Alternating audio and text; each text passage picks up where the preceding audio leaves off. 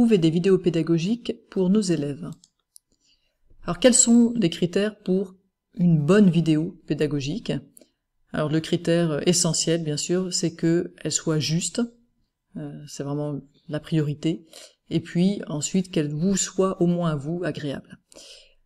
Ensuite de ça, il y a un certain nombre de critères pour que un élève puisse se l'approprier seul depuis chez lui, et on va voir ces critères ensemble.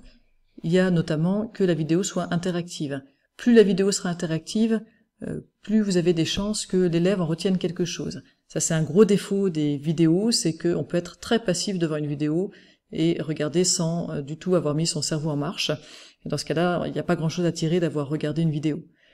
Pour qu'une vidéo soit interactive, il y a des solutions. Par exemple, il y a des enseignants qui posent des questions, qui s'adressent directement à celui qui regarde la vidéo, en lui demandant éventuellement même de mettre pause pour réfléchir à la question qu'il lui a posée.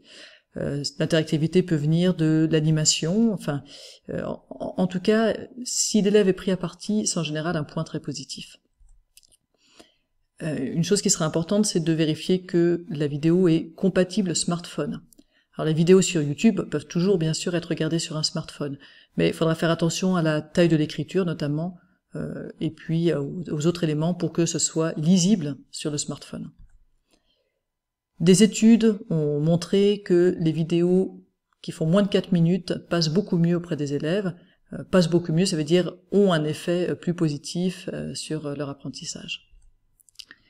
Il est important, si l'élève doit voir la vidéo tout seul, qu'elle soit d'un niveau accessible. Il ne va pas avoir vos explications pendant qu'il la voit, donc il faut que ce soit simple.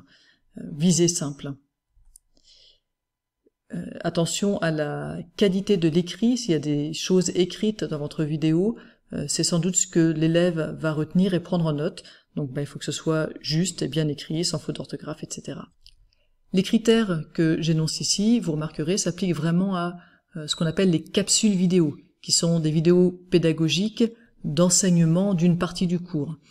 Ça ne s'applique pas si vous proposez aux élèves de regarder un documentaire qui sera éventuellement plus long, plus difficile et moins interactif, et qui pourra tout à fait passer quand même parce que il y a un autre objectif derrière, c'est pas d'enseigner un point du cours, et c'est dans ce cadre-là seulement que ces critères ont un sens.